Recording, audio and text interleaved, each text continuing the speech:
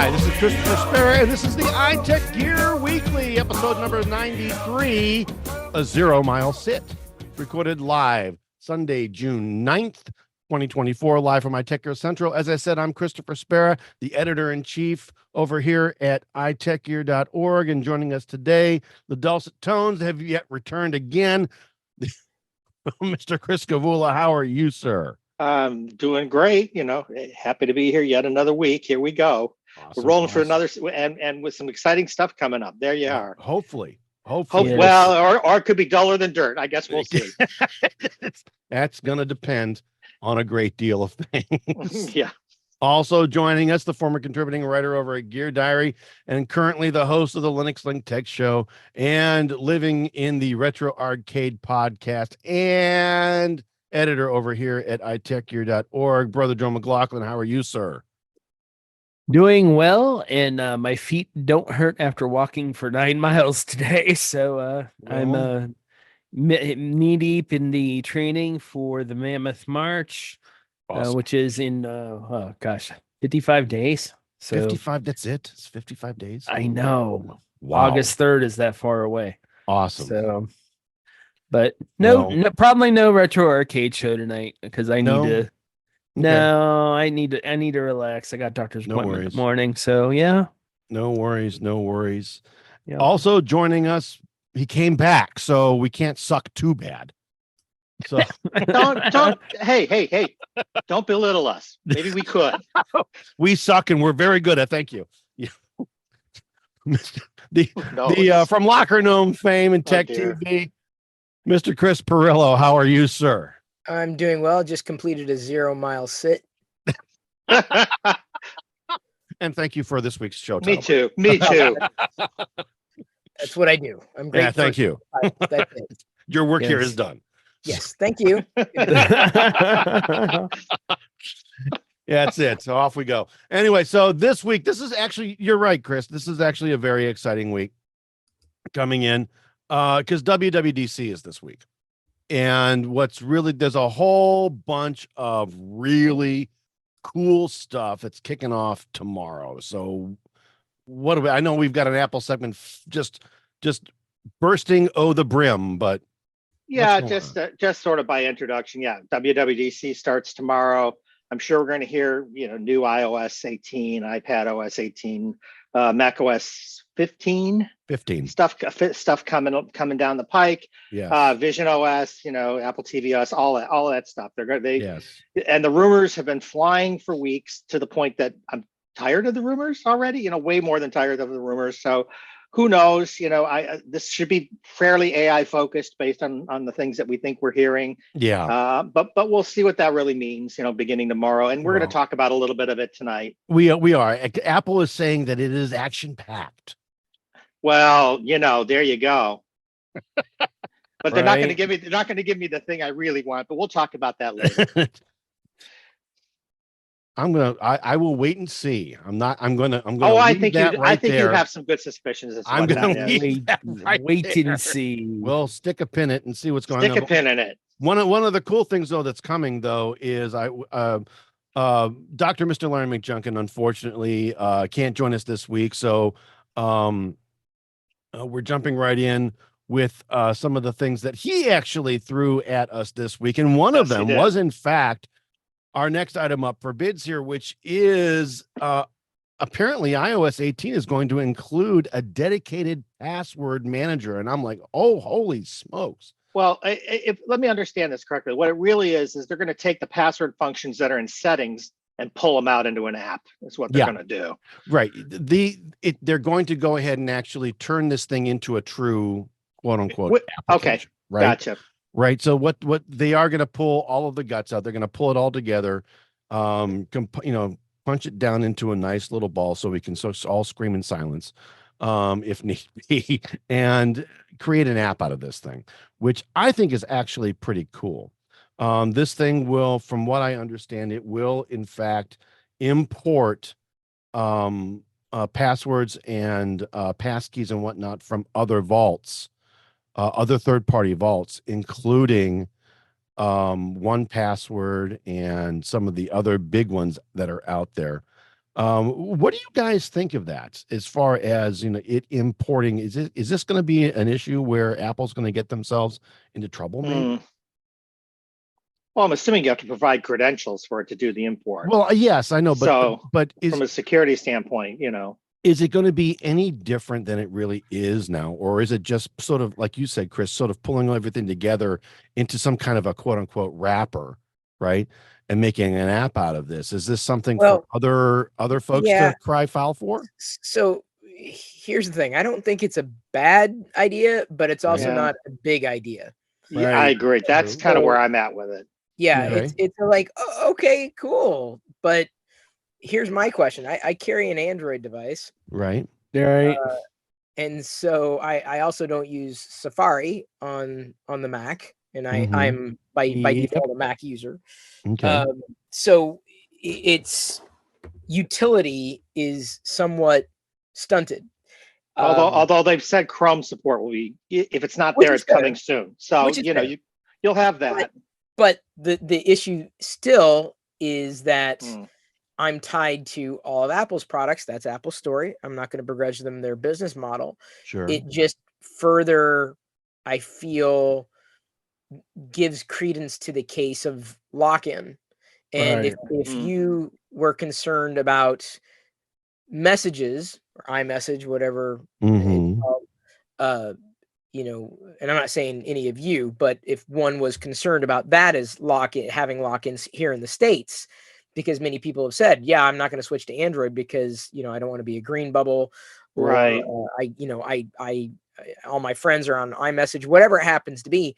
This, I think, is going to take that concern and kind of amp it up, because the chances of someone moving password services, hell, even with LastPass suffering a breach every other day, it seemed, True. people still use that product, right?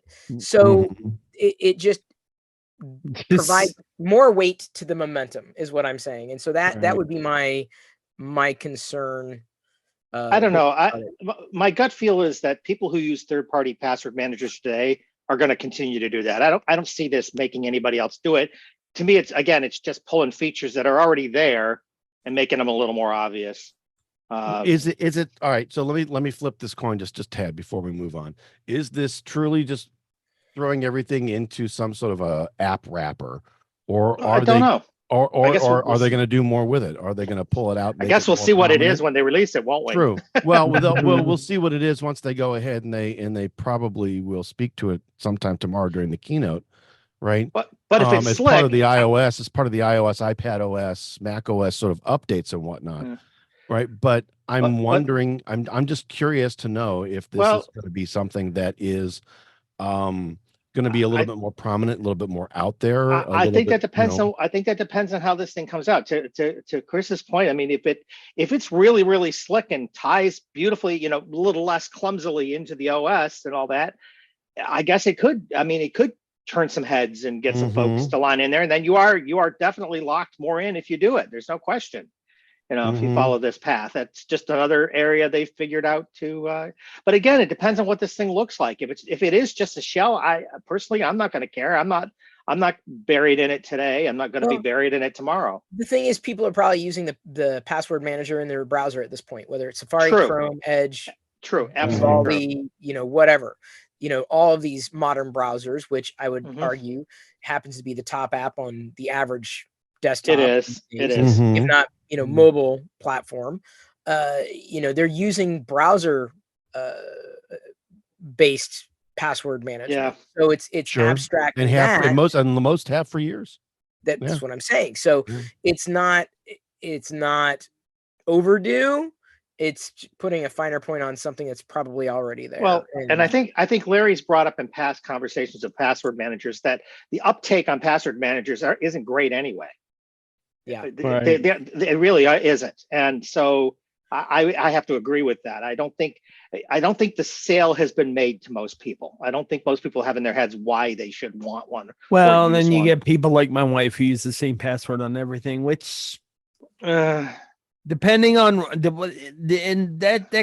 that usually has been considered bad. However, I maintain that if you're using multi-factor, that's not a bad thing anymore. And if you're changing your password frequently, Right. it's not a bad thing. I get that, but Right.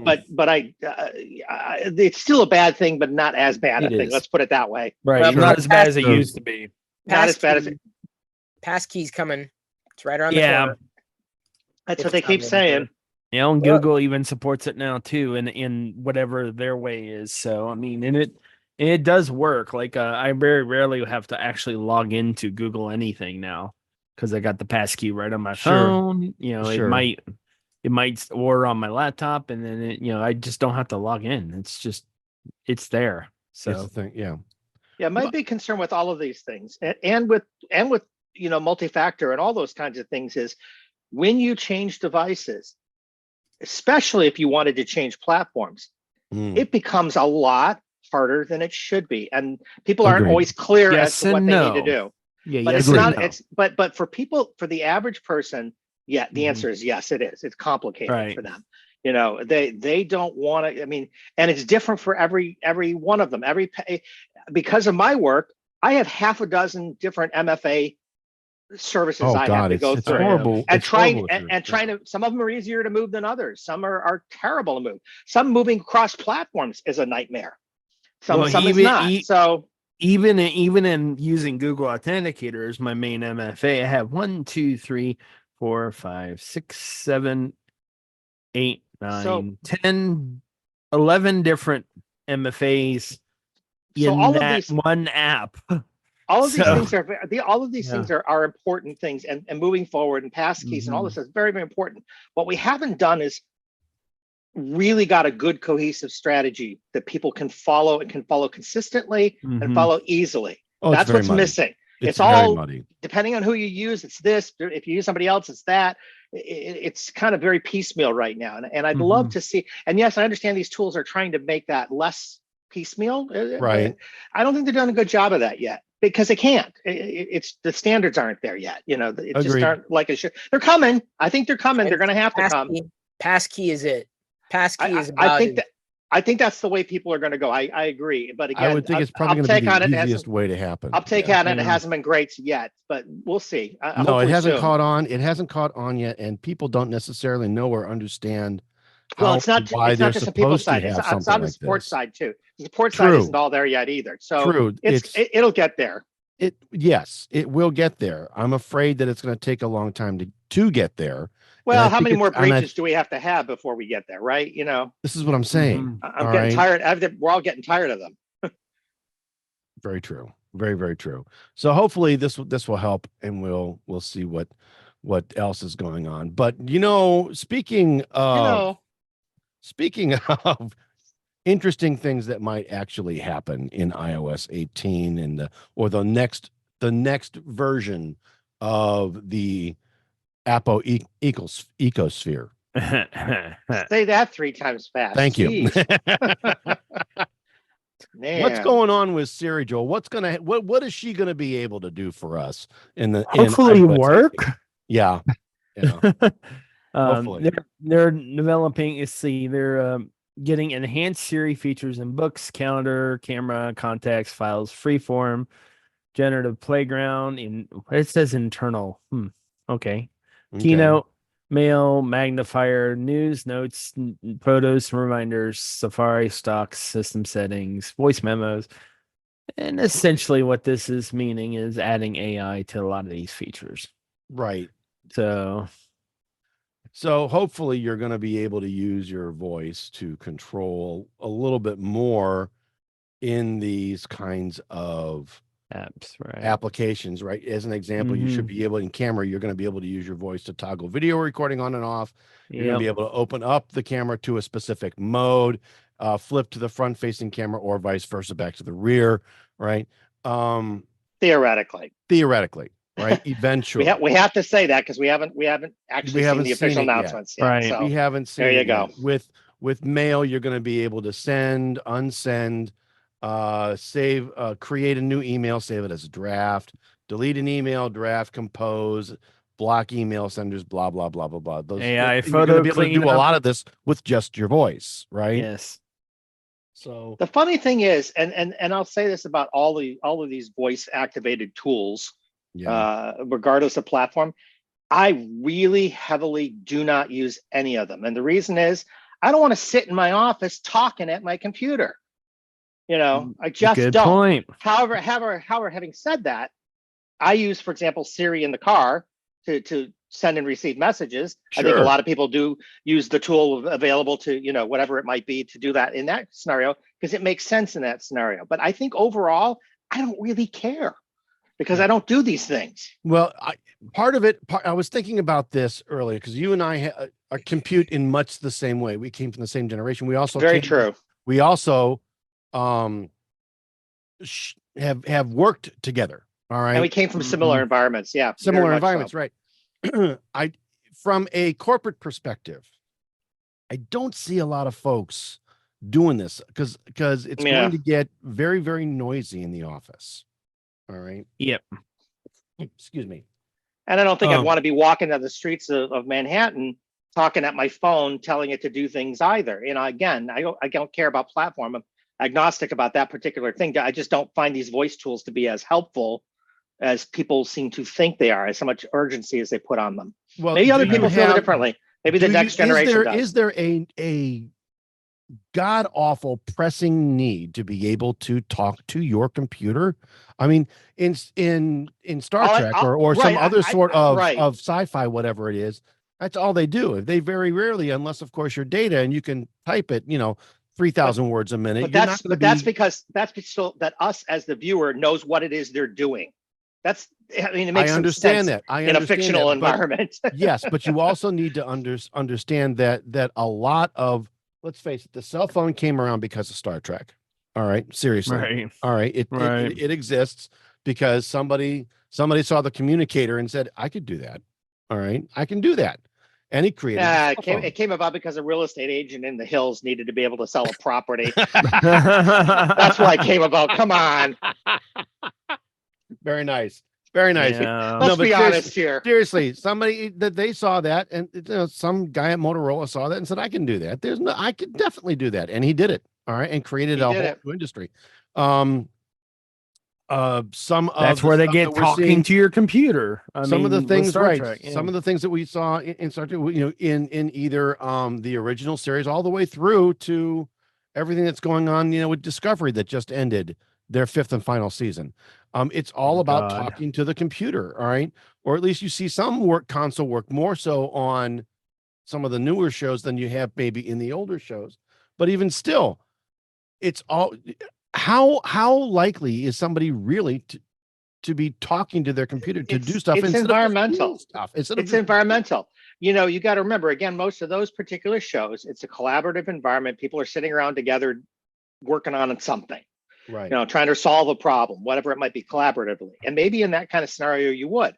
But today we sit in cubicles. If we're in the office, office, we sit in cubicles. Even if we're sitting at home, I'm not talking to my computer that way, Right. But I just want everything to sit quietly when I'm working.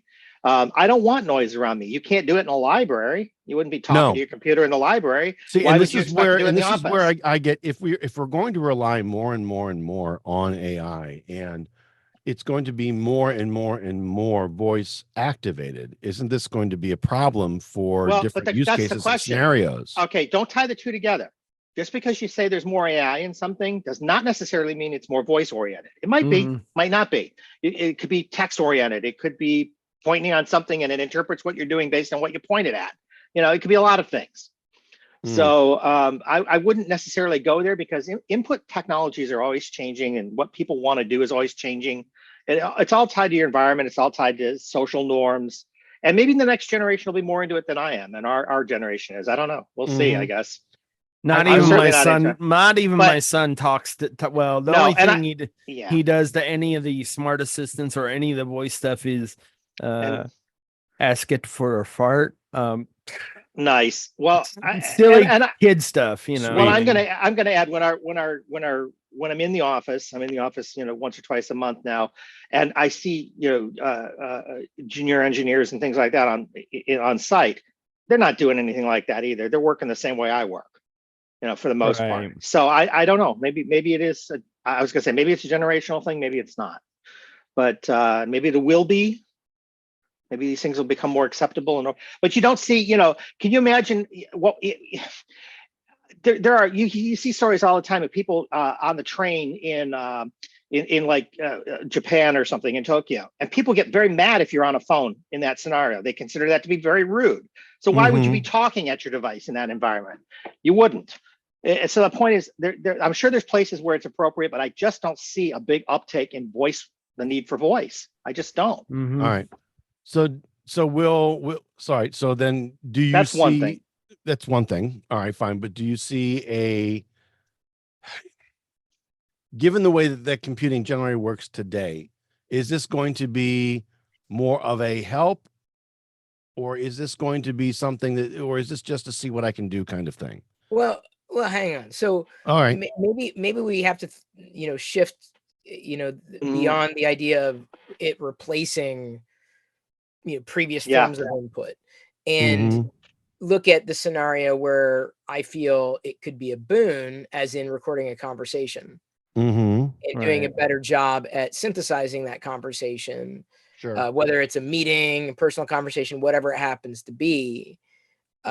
Rather than, I mean, I'm not gonna, if I'm talking to somebody and I need to document it, I don't really want to go back and listen to the transcript, or again to listen to the recording to make a transcript. Right. I would rather press a button, have it record, and then the magic computer. But again, I don't need something like Siri to do that for me. I can press a button in WebEx and it will do that. Or use Otter AI. Otter AI, but Fathom, or whatever else is out there. But remember, Apple's, I mean, you could use LastPass instead of Apple's built-in manager. You could use Chrome instead of Safari. No, that's true.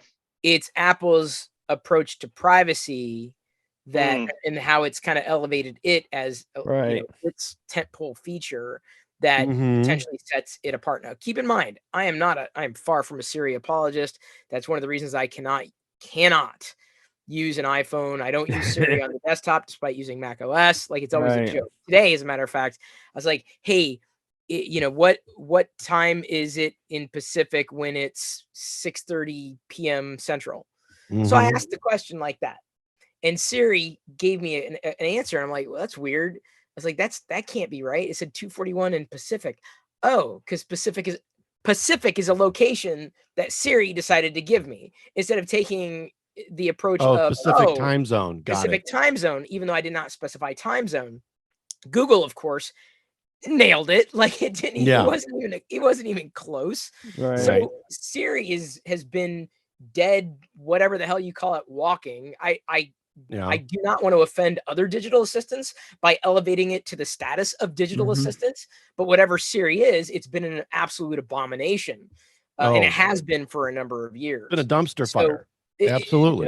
But I don't think anybody's going to. If I was a dumpster fire, I would be offended being compared to Siri. Right. Yeah. Like, one of the things I used to do, and wasn't always that way. Like, one of the things I used to do back when we had these things at work called voice bridges, it was before Zoom. I would say, hey, that word, I'm not going to say it out loud. Hey Shlomo, call my voice bridge, and it would do it. All right. It started somewhere like iOS 15 or something, somewhere around there. Yeah.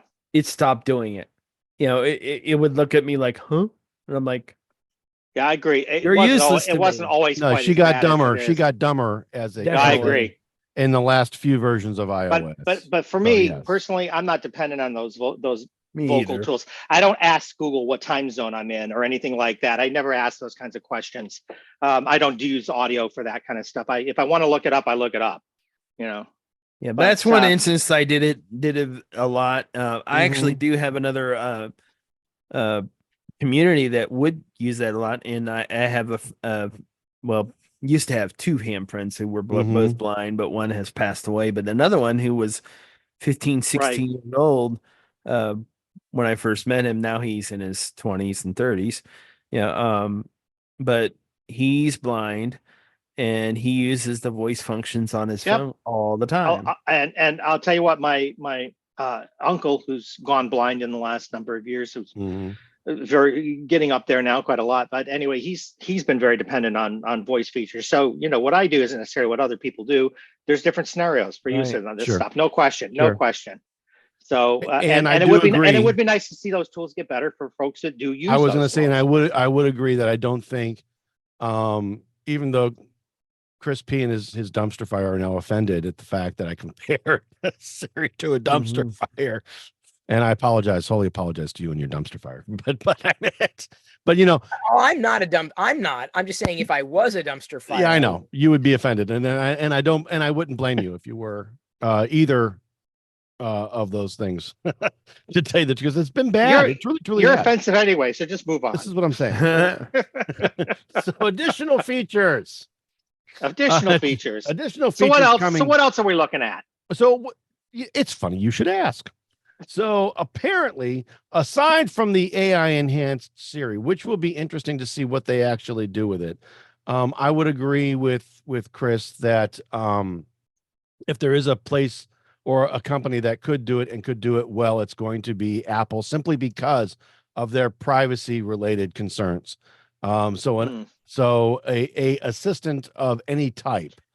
Well, I was going to ask, so is the broader conception, I really haven't been reading about this across the board, is the broader conception that what we think is coming to Siri and other things like that is going to, when you add the privacy concerns into the whole mix, is that going to make everybody think this is the greatest thing since sliced bread, or we're going to go, oh yeah, here comes another level of Siri failure, you know? I think what will happen, and this is just me, and then go ahead, everybody correct me if you feel that I'm wrong, but I truly believe that because Apple has more of a privacy take on all of this, that their implementation will likely be better received in the long run. After, and we'll talk about by everyone or by the apologists. Well, we'll talk about what Adobe did. Shut up. And we'll talk about or are they going to do the same thing that Microsoft did with Recall? Or even Copilot. But I have a feeling that when you look at Apple's implementation, you stand it up against. Thank you. And you stand it up against any of the others that are out there, whether they be Gemini or whether they be Copilot or AI enhanced Siri or anything else. I think what you're going to find is something that is much more sensitive, much more respectful, and much more better received, all right, than everything else, after everybody finally understands all of the terms of service, all right, and exactly what is going on with your data, your information, your pictures, your voice, et cetera, where's all that going, how's it all being used, what's being captured and saved, et cetera, and what's not. All right, I think Apple's approach to this thus far, if they stick true to it, is going to be much more appreciated than anybody else. But I could be wrong. So you've got an AI enhanced Siri, you've got a generative AI integration in the actual operating systems. All right. Yeah. We should be able to see a more customizable home screen, and I would expect to see that not only in iOS but in iPadOS. New accessibility features, both in both mobile operating systems, RCS support for better texting with Android users, and I would expect to see that again in in all three of their major operating systems. Well, that would be service level. I don't think that's. Say again. I think RCS support would be service level. I don't think it would be contingent on iOS versus Mac OS or iPad OS. No. It would be. I would hope so. It would be in the iMessage service and would be right.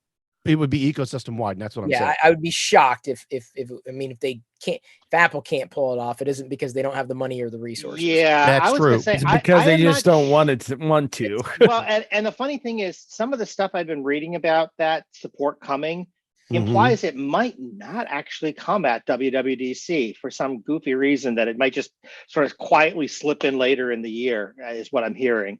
but I don't know if Well, that's true or not. But it's interesting. Don't know if it is true. I wonder if it would have anything to do with the DMA and its implementation and enforcement over in Europe. Well, that certainly So- has been impacting things in weird ways, hasn't it? So It there has. you go. And if it is like that, if it does happen like that, I would point to the DMA and that implementation and the way Apple is now being required to respond to all of the things that are happening because of that as a reason.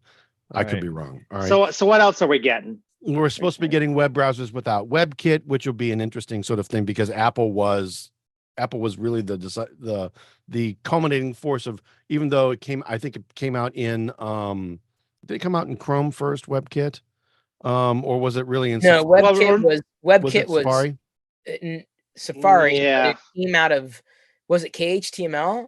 Didn't WebKit? I thought that was it. I thought that's what it was. Okay. Yeah, if memory serves, All right. it was based on KHTML or wasn't it KDE? God, it's been Something so like long. that. KDE had WebKit, yeah.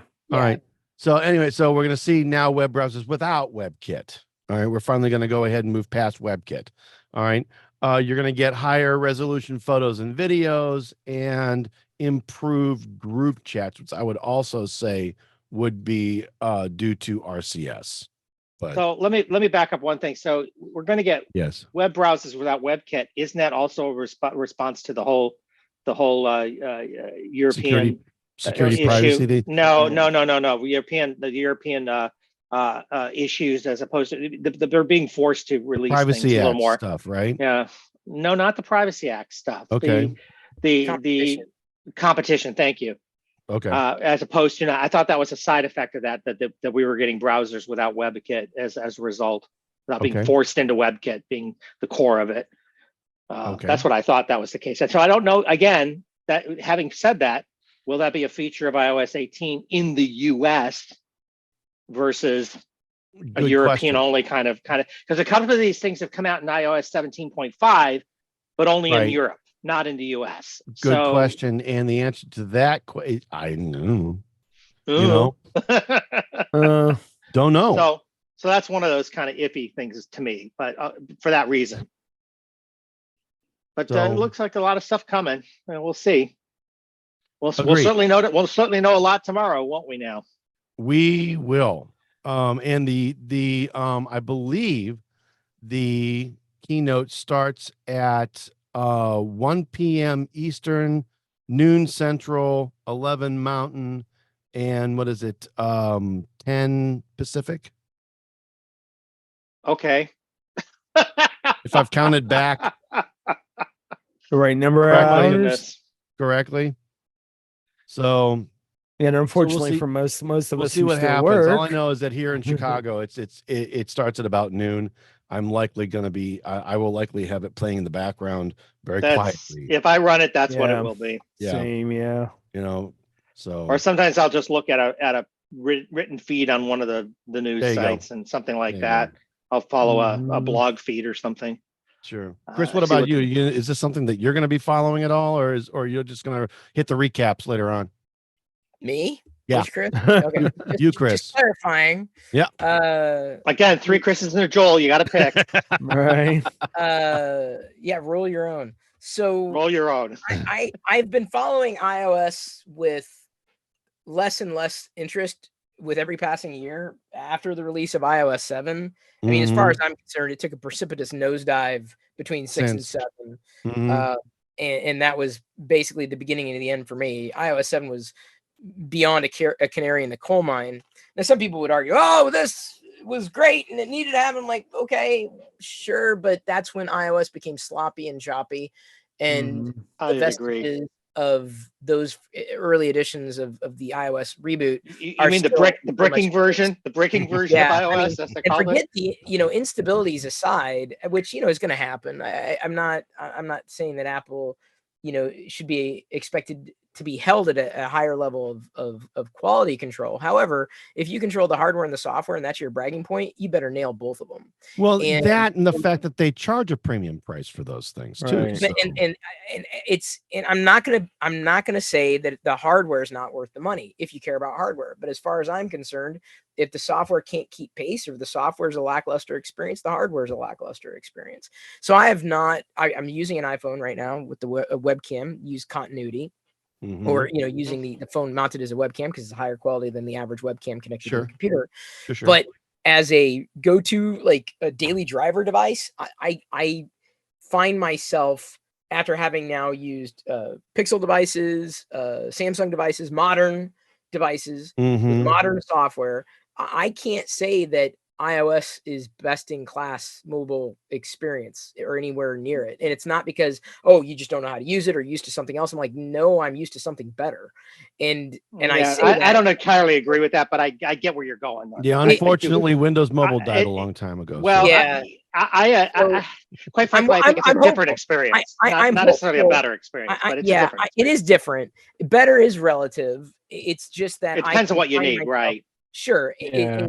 In when I have to use iOS, I find I have to trudge through it to do something that is far more demonstrably, like objectively speaking, not subjectively, objectively more coherent on a Samsung device than it might be on an Apple device. And that's not, again, to take away from what Apple's doing, but Apple's become a victim of its own success, much like Microsoft became a victim of its own success with Windows, to the point where they're not exactly calling a mulligan, but they're like, yeah, we know we've got so much cruft that we're dealing with, and we're going to, with Windows 11 and moving forward with Windows, we're going to clean all this up. And to Microsoft's credit, they have been doing that to a certain degree. I don't know if it goes far enough to make Windows interesting for me as a go-to desktop platform. I still use Windows 11. I still use iOS, but my choices are currently Mac OS and Android definitively. So I'm hopeful that Apple, because I hear, it's going to be big changes. I'm like, really? You can put icons anywhere on the phone? That's welcome to Android 5 years ago. And I don't want to play that game. We said that last week, too, by the way. I don't want to play that game, but I'm looking for software that feels like it's running faster on faster hardware, and that has not happened. Yeah, like it has not happened. So I can't, in good faith, say that I'm excited. I'm interested. I'm fascinated, but it's by and large. I can tell you broadly. Chris and I are both primarily on iOS devices, but we also both carry Android devices as well. We have multiple devices, and the reality is we have complained about both platforms pretty consistently about the things that we don't care for across the board, and things that we are disappointed in, or things that we like. We bring up both kind of things, and that's why I say it's very different experiences. I can't necessarily say at this point that I find one preferable to the other. It's definitely kind of is what it is. There are things I like about both and things I don't like about both, and we follow these things. We follow what they're coming up with, in hopes that the things that we don't like become less of an issue, and the things that we do like become bigger, but it's always I think Apple is they're in between a rock and a hard place. They need to make some changes, but they're afraid to make some changes because they don't want to piss off their fan base. Bingo. So I mean, that's it. True. No, not fans, average users. Like who? Yeah. You were, like Chrome changes something and like all hell breaks loose. It's platform, when it's never been, I feel like more neck and neck than it is choosing between, let's say, a flagship Apple device or a flagship Android device. Feature for feature, they're close to parity as far as the average user is concerned. True. It's the momentum of the user that I feel keeps Apple barely iterating. It's lock-in, but it's lock-in also that keeps them from moving if they want to. That's absolutely true. Absolutely true. Ask Larry. And we've all had that conversation over and over about lock-in, and we'd rather, especially for those who carry these multiple devices, we would much rather see the garden walls lowered a little bit so that we can go back and forth as we want to go back and forth and have it all be easier. But it's not. It's not. And I would argue there's barriers put up on both sides. They're of different kind of nature, but they're all there, and it's annoying. Very true, and such a segue from our Apple It's a segment segue. It into is. our mobile Linux. Well, there you go. Talk about I'm Android so happy features, to do that. Thank you. Android features that might be a bit of an issue. I mean, talk to me. What's going on with interpreter mode? So here's the thing. So interpreter mode is an interesting thing that Google introduced not that long ago. And they introduced it primarily on their Pixel devices. Well, although you can get it across Android now. But on foldable devices, most notably, it has an interesting feature that you don't see otherwise. And it was originally kind of introduced on the Pixel Fold. And the problem is it worked for a while. They broke it and it hasn't worked correctly for a lot of people since, including myself. And that feature is it's based around Google. The interpreter mode is based around Google Translate. You're going to translate one language to another, and you kind of want to do it interactively. You're sitting there in front of somebody, you're talking to somebody who speaks a different language, doesn't speak your language, you don't speak their language, that kind of thing. On a foldable device, on a Pixel Fold, when interpreter mode worked correctly, you could unfold your fold. The outside screen, the other person saw. You saw your two inside screens. So the microphone was open to basically auto interpret. And so basically on the outside screen, they'd see what you said, but in their language, and you'd see what they said, but in your language on the internal screen. It was a great, it was one of the wonderful use cases for a foldable device, as far as I was concerned. It really was a great thing. It worked for about 5 minutes. Now, if you try to, you can go into interpreter mode. You can do that. It's a hey, whatever command to get into it. It's not a matter of launching Translate. You actually have to go into interpreter mode to do this. It launches Translate in this kind of mode. And then what happens is there's an icon that looks like a folded book. If you tap on that icon, it flips into the kind of two-sided mode. The problem is right now, if you do that on most Pixel Fold devices, it'll do a soft reset of your device. Sweet. Yeah, and they haven't fixed it. And I'm getting tired of it. It's like, come on, Google. This is one of those features that is actually very, very cool. It's a use case for a foldable device. Fix it. It was working. How did you break it? Just fix it. How did you break it? Why did you break it? And more importantly, since it only worked for about 5 minutes, why haven't you fixed it? Yeah, I don't get it. There's enough out there. There's enough out there to in terms of complaints or documentation about this to. There's been a lot out there on seriously show Google that there is a problem, right? I mean, there's enough that's out there. And they've even, as far as I have been able to find out, they've agreed that there is a problem. They just haven't fixed it. I don't know why it's so complicated to fix it. It's not a complicated thing to do. Is it because it's not a priority? It's not a priority, and that's exactly what it comes down to. So what's frustrating? So it's not a technical issue. It's not a technical issue with non-foldable devices, right? If you bought and this is not, this isn't why people buy a Pixel Fold, but it could be. The point is, if you have a Pixel Fold, which is a premium device that you paid a lot of money to Google for, and this one very cool thing isn't working, and it did briefly, you kind of get mad because you paid that money, and you paid a lot of money for it at the time. Not so much now, but at that time, So the thing is, why? $1,200 is still $1,200 is $1,200. But it's a feature. It's still a lot of money for a device. But it's a feature that has the capability. It's in the car business, we call it a halo thing because it draws people in. It's a very cool thing. If you show somebody this, they're like, "Oh, that's really cool. How did you do that?" And it could be leveraged in other ways. This is only one way that they leverage it today. But the point is, it is a cool feature. It's a oh wow, how did you do that kind of feature? So fix it. Right. So or tell us it doesn't exist anymore, or deprecate it. Do one of the two things. And they're good at deprecating things. Well, they are good at Google is very good at deprecating without reason sometimes, but sometimes there's valid without much of a notice either. So or without much notice, yeah. But sometimes there's very valid reasons why they do that. Absolutely. So, there you go. And speaking of things that haven't done that should be deprecated. Adobe's Oh, latest gosh. terms of service really kind of stepped in it. So Yeah. so a Yeah, lot. so Go ahead, Joel. Go I ahead, was Joel. going to say, so basically, the new terms of service that they issue, they said we made changes of blah blah blah. Okay, they clarified that they may access your content through both automated and manual methods, such as for content review. Mm-hmm. Modified our right to delete content for inactive accounts. Well, I kind of get that. Updated the period to resolve disputes informally from 60, but the biggest one is clarified that we may access your content through automated and manual methods. Okay, so basically the new terms of service unacceptably gives them access to all of your projects for nothing.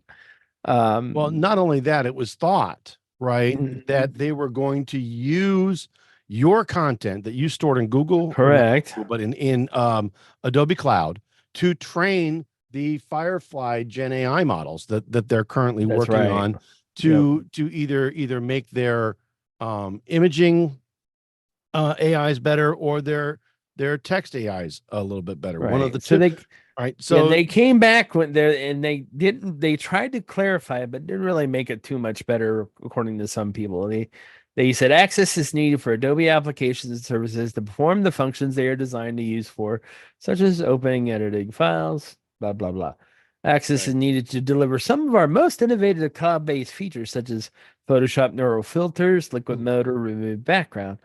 For content processed or stored on Adobe servers, Adobe may use technologies and other processes, including escalation for manual human review, to screen for certain types of illegal content, such as right. Okay, Now they got did it. come out and they did come out and say that Adobe does not train Firefly Gen AI models on customer content. That's right. All right. And Adobe will never assume ownership of a customer's work. However, despite that, the terms that Right. are still listed as in their active terms of service sort of allude to the fact that if we want to, we will. And there ain't Yep. not a doggone thing you can do about it if you store it in the cloud. All right. So, and that's where this uproar is coming from, where they sort of. But that's what I was asking earlier to you guys. Is that Right. only mean when it's stored in the cloud, or does it also mean we used When an it runs AI through a the cloud model? feature? We used an AI feature, so it had to go to the cloud to do whatever it's going to do and Well, come back. I can guarantee you that if it runs through the feature and they wish to do so, I would not be surprised if they actually took and made a copy of that to crunch on it. So it's not so much of a upload, but you're copying your content to their cloud so that they can process it through. Now, whether or not they actually delete that copy that they've made after they're done remains to be seen. And that's where I think additional concern is coming from. We know you've got to take it in order to get it there to do the magic things, right? Now that you've taken it and I've pushed it through the surface, now what? Did you delete it or do you still have it? Right. Do I have to worry about this? Is this going to be a problem yeah, or to, what? to me, it's like when you travel internationally. If you pass through an airport somewhere, as long as you stay in the airport, you're kind of in neutral territory, as it were, and you're not considered, in that country. Right. So the question is this like that when you use the AI feature, or is it considered, no, you exited through security, now you got to come back in and do it, so we can do whatever we want because I think you'd actually have did to enter ask it. Tom Hanks to answer that question. So There you go. Fair Right. enough. But that's just me. Mhm. But that is a valid question. What does it mean? But All aren't right? you hooch? Yeah. This is not your room. This is not your room. Just asking. Right. Just saying. I don't know. The question is I don't know. And unfortunately, Adobe did not go through all of the steps Mm-hmm. Yeah. to actually clarify and put everyone at ease. I think what most folks will agree to is that everything that they've said thus far has either generated additional questions and concern, or didn't go far enough to Well, eliminate the concern yeah. that they originally And had. I the think- thing I don't Or get both. is they've been working with creators for how long now? You know, I Years. mean, Oh my yeah, God! I mean, since decades. since the Guys, 90s. don't forget, right? these are the guys that invented PostScript, so they've been around Yes. forever and ever. Yeah, and Adobe PostScript we were using back in when we were tutoring Macintosh Years ago, 128 many in years, Wally World, many- you know. many years ago. So I Yeah. mean, Yeah. so why in the world are they being Yeah. so dang cagey about it? I mean, that's the thing. It Yeah. it doesn't really impact I Well, think I know. I think and I know. they- I got well, an opinion, but But they have made statements like, "Well, this is in our terms all along." Right. Okay, sort of, maybe, kind yes of, and but no. But you really but- turned the limelight to it, and you pissed everybody off. This is Yeah. already there. It's already there. Well, Yeah, because you they- really do want all of But- your customer content to train your Mhm. AI. They Where are you lost going to get trust. all the different creative things? You and your limited pool of whatever can only come up with so much stuff. All right. If okay. you want it to be Mhm. well-rounded and well-educated, you're going to have to send it to school. And the only place that you're going to be able to send it to school is by getting content from other folks. Come on. But again, just me. And ironically, I think somewhat, as long as they could have put in something there. Yeah, we want to use it for that, but we're not going to maintain Well, here, the opt in. copyright on it, or opt in. Opt Yeah. in. You may opt in or you may opt out. And if you opt out, we're not going to keep. We promise to go ahead and delete it once you push it through the tools, or the filters, or the presets, or whatever I think it is. this is good. I mean, obviously, this kind of stuff it's got two kind of things going on. One is people are going to be more and more concerned about what's happening with their data, what's going on, all that kind of stuff. That no question, that's going to keep happening more and more. What's more interesting about this is what we kind of talked about a little earlier. Mm-hmm. That's the basis that Apple's trying to use to sell themselves and sell their OSs and all that kind of thing. Right. And you got to wonder how stuff like this ends up playing into that as well. So again, this is just one example. There's going to be many as we go Right. through. Who's got my content? Content. Who's got the content? Yeah, who's doing what with it when they have it? We see this over and over with social media sites taking content and repurposing it and training their things on it. I mean, do we really own our content anymore? I mean, Right. Does anybody really know what time it is? yeah. Does anybody really care? Thank you. Thank you. My people. My people. Gotta go there. There must be some kind of way out of this, huh? Who knows? There's no escape, Joel. There's no escape. There really isn't. There really isn't. All right. So that's the end of our mobile Linux segment. And I'm going to go ahead and take us to our Windows segment, our Windows mobile segment. There's a wow, there's a throwback. Yeah. So our Windows segment in just a minute, but we'll get there right after this brief message. Hi, this is Christopher Spera with iTechGear.org, and I'm here to tell you that iTechGear.org and the iTechGear Weekly are on Patreon. Patreon is a platform for creators, allowing them to express their creative side in an organized, marketable fashion and earn a living or create a really cool kind of side hustle. You can create a community around your hobby of choice. You can gain followers. You can get members and supporters all along the way. You can create subscription products that, for a pledged amount every month, you'll provide to your members and followers. Setup is easy. Prices are reasonable, and you can have your pledges auto-deposited into an account of your choice every month.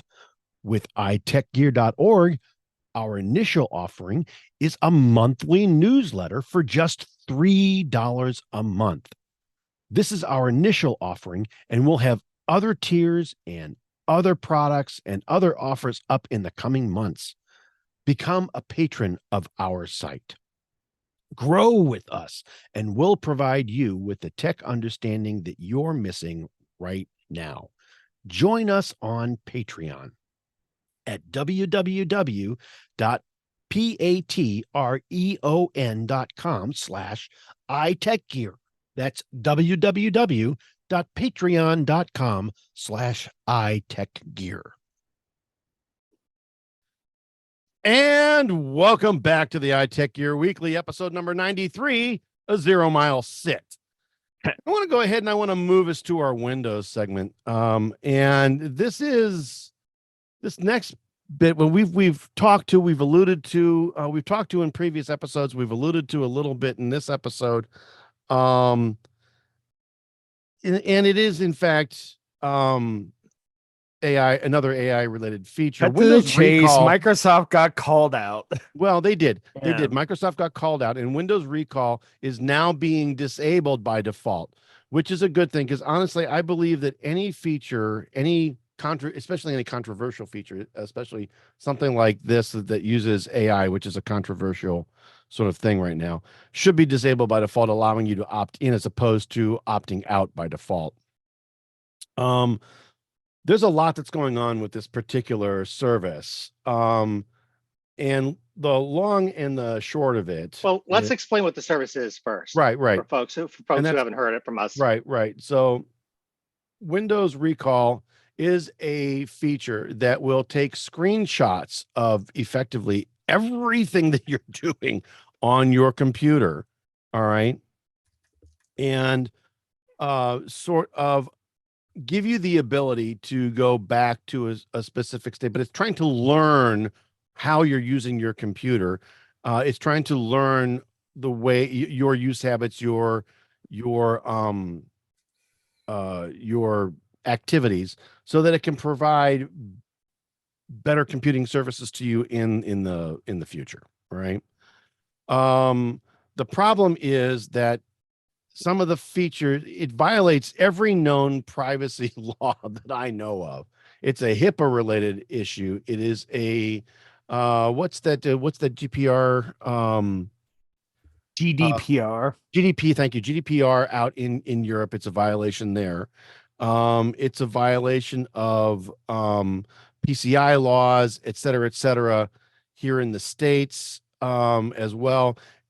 Because God knows when you're going to be shopping, when you're going to be interacting with a healthcare related website, whether you're here or whether you're in Europe, or it's going to take screenshots of everything that you're doing, store them not only on your computer, but in the cloud, to allow the Copilot to be more responsive and better tailored to you in the way that you are using your machine. Let me pause here. Let me tell you right now, Go ahead. I provide a service. One of the things that is in my daily job is we deal with contact centers, and so we record audio and we record screenshots, streaming, of what they're doing. Well, you don't stream it, but you record what they're doing at the time, so they can better learn how to do what not to do the next time, that kind of thing. But the point is, those recordings actually have to be stored. I have to legally store them encrypted. I cannot store them locally. I have to store them on a server, encrypted, and I have to provide reports of who has access to those on a regular basis. And that's working, with corporate and government entities. So you can imagine how this thing leads people to be concerned, at least. Yes. So they're saying that they're going to turn this thing off by default and allow this, and then allow you to opt in to actually use the service. I wondered though, as we go forward, and this does make its way into Windows. Yeah. I wondered though if it would not make its way into Windows Enterprise, because that's the corporate release, and because of all the corporate concerns. I wonder if it's just not going to be there. Yeah. So the biggest. This is where I have the biggest concern as far as Windows and AI period is concerned. All right. Microsoft's market for Windows has never been the consumer platform. It's always been the corporate platform. It's always been the enterprise version or the educational or whatever, and anything that uses Active Directory to do everything that it does normally on a day-to-day basis. All right. Consumers don't do that. All right. The businesses around the world do it. All right. I know that in the industry that I'm currently in, the healthcare industry, we would never use Yeah, this. no HIPAA, Would no HIPAA. never Yeah, ever be turned on, ever, no. for any reason. I don't see any regulated industry, whether it's finance or healthcare or pharmacy or medical devices or anything. Education systems, because there is Again, I don't for a lot of anything- people that didn't know, but there is a Well, current project called State Joel, Ramp. anything that's government related, Right. anything. State Ramp. Yeah. I don't see any of Yeah. those corporate entity types using this feature ever. Right. All right. And if AI is really only meant to be pushed at, or this type of service that uses AI is really only meant to be pushed at consumers, what are they truly trying to get at? What is their end game for this? Right. I truly don't know or understand where they feel they're going to get value from. Well, not to mention the fact it's very poorly implemented too when you think about it, because after the AI does its thing, yes, everything is staying, they've confirmed that everything's staying on your computer, but then it goes into not a MySQL, a SQLite database, unencrypted, in clear text. And I'm like, because I didn't understand that. it stays, and that's because it stays local. Now it may be on Right. a BitLocker encrypted drive, but even over and above that, all right, Right. those files are not encrypted. So, Microsoft says no internet or cloud connections are used to store, process, snapshot. Recalls AI processing happens exclusively on your device, which again they're going to support and say, or at least point to the AI PCs or Copilot PCs need for a ARM processor with a neural engine in it. All right. And your snapshots are kept safely on your local device only. Your snapshots are yours and they are not to be used to train the AI on Copilot plus PCs, the company has stressed. so let me say, I mean, Yes. I think on the surface, the I use with Surface, it's a Microsoft product, but thank you. But having said that, I do think that the notion of what this thing could do for you is interesting. Absolutely interesting, and if AI can do some things to help you find your stuff in a better way, I think that's very, very cool. However, I'm not sure it's balanced by the, especially when you do things like put it in a barely protected encrypted database and things like, I don't care if it's local or not. One small piece of malware in that database is accessible. Boom, you're done. To anybody and everybody. See, and this I've got George Carlin's a place for my stuff running through my head right now. So do you really? I do. So I'm sorry. That's okay. I have 7 dirty words through my head, so I don't know what to tell you. But the point, I guess the point that I'm making, I mean, there's no, the amount of data that will be required to make the AI truly usable and truly a value add goes again. There is no way. I mean, they upped the minimum storage requirements for a Copilot plus PC from 128 to 256 gigabytes local. That is nowhere near enough room to make this particular feature in the long run, this particular feature value added for the consumer. It's funny you say it, because I mean, even if you look at, I look at my corporate email over a couple of years, for example, I have terabytes of data in my just in my email. Mm-hmm. Yes, again, it's up on the it's on their server. It's on their server. I get that, but when I think about that, and you think about trying to capture this and what I'm doing every day and search it, I think to myself, how are you going to do that with those limitations? Now you're going to do it in a very limited 56 gigabytes worth of space. It's a little itty bitty thing. But let's face it, as far as I'm concerned, they have moved in the right direction by making it off by default. Let me turn it on if I want it, if I want to try it. Right. I think they've made the right move. It took everybody screaming to get it done, but have they really? Because, and Chris, I can see you Chris Perla, I can see you sort of shaking your head, laughing and smiling. Apparently, the Microsoft, there's a Microsoft research chief scientist, all right, who has said he has absolutely no issues with Windows recall. Yeah, it's not my computer. No, because he's not the chief security officer. Yes. Right. Yeah, Well, I don't know how or why. So this is coming from the Register. We're citing as a source here. I don't know, and I don't know if the author here, Thomas Claiborne, is actually conducted the interview with this research scientist himself, or if he's borrowing it from a third party source.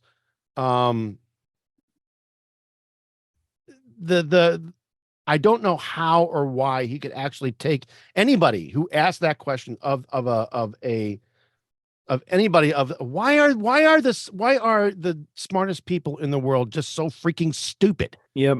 Could somebody, Yep. Chris, this is your Well- story. You go, I mean, go ahead.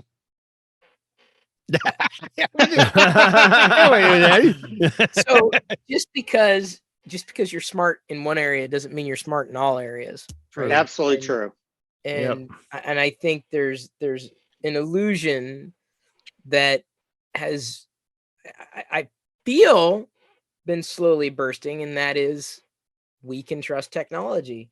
And maybe we can trust technology. Maybe it's the people behind the technology that we shouldn't trust. But Yeah, At the it's same rarely the time- tool's fault, right? It's right, It's how the tool's used. sure, and that's the problem. Mhm. It's not the feature itself, Okay. which on the surface, get it? Right. on the Microsoft But Surface is here we go. innocuous. When you look at it from By the way, I love running gags. It There always you works go. well for me. Yeah. It's like this. We all see the error in this tool to begin with, but would people that don't know any better, like my dad, my wife, they'd be like, "Oh, this is cool," and then all of a sudden everything is gone. You know, it's like Yeah, Joe, I can't tell you how many Yeah. times I get asked by my mother or my relatives, "Oh, I got this such and so thing. Should I click on this?" You know, No. that kind of question. And No. this is that kind of thing. Should I implement this? Ooh, Well, the only- after they've already done it, you know. Right. After they've And already here's done the thing. Here's the thing, and I always say this to my mother, my sister, whomever asks me that specific question. If it concerns you enough that you have to come to me to ask me, I'm there. the answer is no. You know, But go ahead. Hang on. I totally agree. Chris, you kind of got stepped on a little bit. I want you to No, go ahead. I honestly, it's probably beating a dead horse at this point, because Mhm. it was just even initially, I'm like, I'm not even thinking, can they do that? Of course they can do that. Years ago, I Mhm. remember, and I'm taking the quote out of context, but it was specifically, sage advice given to people who were developing software or platforms. And that is, you have to think about bad actors, right? How are spammers going to exploit, a commenting system? How are, people with nefarious intent going to exploit a platform where you can publish your own videos, right? So looking at it through that lens, the technology itself, it's a great idea. In fact, there's a product, a third-party product that I think has been running on Mac OS, and I believe they are porting it to Windows. Recall, I don't think it's called Recall. I can't remember. Rewind, possibly. Yeah. I'm not interested, but I can understand the utility of it. But baking it into the operating system, something like this, where it's beyond simple to turn on, to have there. I mean, I'm not sure if it's going to benefit users so much as it's going to be a drawback. There are greater potential drawbacks to something that I feel a benefit to a utility like this today. But then again, the average person doesn't care about sharing whatever on Facebook, so it's the privacy, their own privacy's out the window. They're flaunting it. And it's not it's not going to register as a potential concern for them until, of course, they realize, oh, it's taking a screenshot of literally everything. And then they start thinking and panicking like, oh my God, what have I been showing on the screen? I don't think it's going to make them any more honest of a user. But it's just prying eyes. Where there's a will, there's a way. Mm-hmm. That's the easiest way to frame it. And it's no longer ephemeral. It's locked in time. And if we warn our kids to be careful about what you share in social media, hell, you warn fellow adults to watch out what you share in social media. Why would we not also warn them about something like this? Why? Why would we not? What's the reason we would not do that? Apart from there's a greater potential someone else won't see it. But that doesn't mean that let me put it this way. No one's going to see what's on my screen right now because it's not being captured in any way, shape, or form. There's no risk. But once you introduce that risk, that attack vector, well, I guess it's your future. And if that's what you want, I just don't think that this is going to draw more good attention to Windows like I think they thought it was going to the point where they called a mulligan. So I don't know. This does not make Windows any more compelling for me. I'll say that. Agreed. Shared an article earlier in the group. Yeah, Chris Spera, we can't hear you for some reason. So, sorry. Yeah, there you go. Yeah. So, use it as a wonderful thing. Use it as a but tool. like but the turn it off. conversation we were having in the group was, hey, now it's the year of the Linux desktop because of this crap. Right. Yeah. You know, that's a joke. But the funny thing is, we're only half joking. That's the funny thing. Right. Yeah, that's true. That's true. But it's like, you want me to switch to Linux? Put this crap in Windows.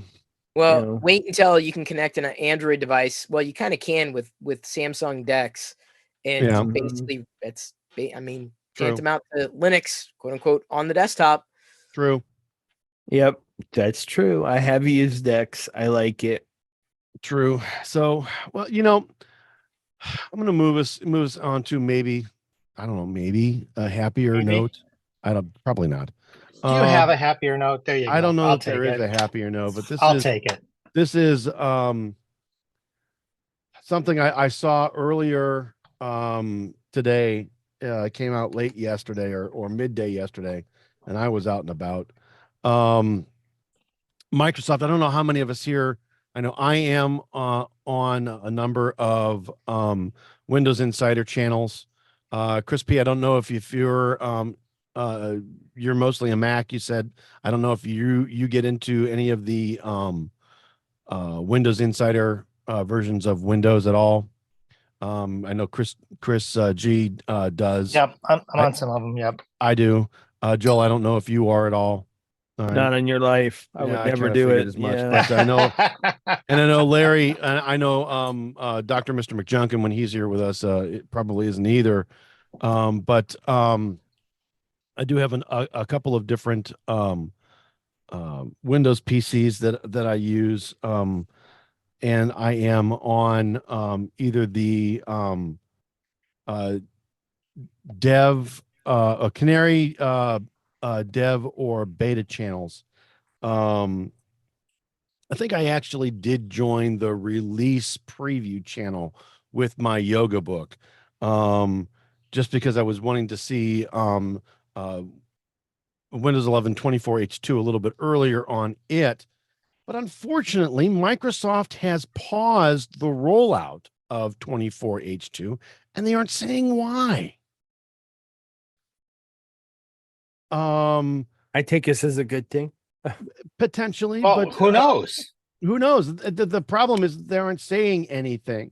A guy by the name of Technosaurus Rex, who is a well-known sort of Microsoft follower, and has been a decent source of insider-based information, indicated on yesterday morning that he noticed that the rollout is paused in release preview, and he was wondering what the reason was. There's no reason. Microsoft has said we've temporarily pausing the rollout of Windows 11 version 24H2 to the release preview channel. We will resume the rollout in the coming weeks. So I don't know if that means that there's a bug or an issue or a problem that they've decided that they need to go back and Master Perilla is shaking his head. I'm an old man. I don't install betas anymore. Yeah, I hear you. I hear you. It's funny because I actually have to say, stuff. I'm a few years older than you now, but I would say that it's interesting because the older I get, the less likely I am actually to install those betas. Because you've been bit too many times. Right. And I'll put it on, or I'll run it, but on a device that really is not in my mainstream. Sure. So truly get that. It's funny how that works. True. What really sort of bothers me is they've been sort of pushing this out here and there and everywhere for a while, and then all of a sudden out of nowhere they pause it and they haven't said anything as well, it's interesting that they should do that right around the time that they jumped into new devices. It's interesting that that's when they choose to back off. I just wonder what's what going on here. And maybe it has something as simple to do as, gee, we have to switch the toggle for recall. I don't know. I'm speculating. Maybe. And that may be actually the thing. That could be the thing. You don't know. Don't know what the thing is. Saying. And these are things, stepping back into the 90s with me. Come on, Sherman. Step into the Wayback Machine. These are things that make you go, Well, I will say, I do have a Surface Pro 9G as well as a Mac and as well as some other things. But obviously, my Surface Pro 9G is running 24H2. And it's just fine. It's fine. It doesn't have a recall, but it is running 24H2. So I don't think that's what it is, but I don't know. I don't know but with their A/B testing, I can never tell what's in what version anymore and what's a half version, what's really the real version. I wonder if they do testing. I mean, I don't know. But don't get me started. I'm a software quality director and have been for years, and stuff just makes me just. Yeah, but you're not a good one, so who cares? No, I'm teasing. I'm teasing. I know you are. That's it. But of course, that's it. He's off. I see you. Go away, or I shall taunt you a second time. Thank you. That's right. All right. Well, my goodness. I think we're just going to go ahead and move to our tip of the week segment here. There you go. Before we get there, again, I want to remind everybody that iTechGear was founded with the intent of making technology easier for everyone to use and understand. We are that trusted family member that you don't have, that you wish you did. And so you can call and say, hey, should I run this? And we're going to tell you no. But the team is dedicated most of its writing careers to the specific purpose of making technology easy for everyone. And every week, the iTechGear Weekly is going to feature a computing tip authored by one of our experienced editors. You have questions, you have requests, you have suggestions. Hit me up at tips@itechgear.org and we'll get you guys your 15 minutes of fame as well as your question in the limelight. Our tip this week is really iPad OS focused. And if you're into multitasking on your iPad, you're going to want to take a long, good, hard look at Stage Manager. All right. Stage Manager was introduced in iPadOS 16, and it allows you to organize all of the apps that you have open on the left side of your screen, giving you an easy access to call them over into the main portion of your screen whenever you need them. Once you tap on the one you want, it floats to the right, opens up, takes up the entire screen, and opens in that larger window. You can customize the size of the window, bring up secondary apps in the same view. You can even have a separate list of apps open on an external monitor, assuming that you have one that you've connected to your iPad, your iPad Pro. And it's a handy feature that will allow you to go ahead and swap things back and forth, and really is an easier way for multitasking. It's To also get there, necessary if you want to use multiple monitors. sure. To get there, swipe down on the top right corner to access the control center, then tap the stage manager button to activate it, and it looks like a rectangle with 3 smaller rectangles next to it. And alternatively, you can go to settings, multitaskings, and gestures, and turn on stage manager from there. And when you're done using it, you can choose to either option to turn it on or off again. All right. But it's an easier way of getting at some applications as opposed to swiping up from the bottom and then tapping the one that you want. Also, as Chris mentioned, a really easier way of working with applications, especially if you have an external monitor connected to your iPad Pro. So there you go, kids. Stage Manager. Learn to use it. Learn what it is. It's probably going to get some tweaks and/or attention in the upcoming WWDC. I wouldn't be surprised at all. Right. So, and now I know Joe's been sitting on this for the better part of the show, our pick of the week segment. Before we get to it, though, I want to remind everybody, hey, our picks are typically hardware, software, other items of interest that we have individually purchased and actually used, and that we like enough that we want to recommend them to you, our growing listener base. These are not paid advertisements or anything that we have an affiliated marketing relationship with. If they were, iTechGear.org would have to go ahead and disclose that up front due to our editorial policy. These are just things that we sincerely believe in, and when we want to bring them to you at the end of each show. Why? Because we like you. Oh, yes. That sounds like a romper room. Anyway, it is. Joel, you've got the pick this week. What do you got enough. for us? So, all right. We always, it's not always tech that we pick. And this week is actually kind of something that kind of straddles the line of tech and useful.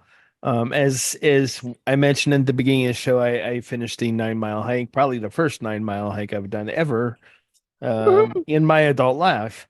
So, but one of the things that, as I'm preparing for this even longer hike, which is 20 miles, that I'm looking at is gear and things that I can use on the trail to keep myself more comfortable. All right. Awesome. Yeah. So Duluth Trading is probably a company that many of you have heard, especially if you watch college football. They have ads for pretty much everything they sell there, especially their own products. And today's is the Armachillo Cooling Relax Fit. Well, I have the 9-inch, but they're available in the 11-inch inseam as well. Cargo shorts. So cargo shorts, I don't care what anybody says, they're functional. I like them. All right. Some people are like, "Oh, you can wear cargo shorts." Well, tough. All right. And when you're on a trail, functional is what you care about. Okay. So what makes these better than a typical pair of cargo shorts you get somewhere else? Well, they are very lightweight, and they're quick drying too. So like if you have to ford a stream or something, those shorts are going to dry out. And they have a cool to the touch. They're cool to the touch thanks to the made in the jade technology built right into the fabric. Well, essentially what that is there are micro pieces of particles jade, or micro particles of jade that's incorporated into the fabric of the shorts, and really anything that has Armachillo in it. All right. They also provide a UPF 40 sun protection. They have an easy moving side elastic waistband. It sounds like Sansavel's flax, but it's much better than those. And it has they call it a crotch gusset to give you mobility for lunging and climbing. 6 pockets, including flapped cargo pockets with snap closure to keep gear secure. Like I said, 9-inch inseam and 11-inch inseam. Now, the one thing I'm actually not quite clear on is whether they're going to continue to make these, because when I bought them, they were $34.99 at the store and they were marked clearance. So But they have other products with this Armachillo stuff built into it. My son's a fan of their underwear. And these are really good. I've worn them on 2 hikes so far, and I really like them. I have the Bering blue color. They also are Nice. available in a gray color. So, but if you're a guy that's a bigger guy, these will keep you comfortable in the summer. Nice. So there we go. Sweet. All right. Well, kids, that's effectively the show. This has been the iTechGear Weekly, episode number 93, the 0 Mile Sit, recorded live Sunday, June 9th, 2024, live from iTechGear Central for the missing Dr. Mr. Larry McJunkin, Mr. Chris Gavula, brother Joe McLaughlin, and our special guest, brother Chris Perillo. We'd like to say thank you, and we will see you next time.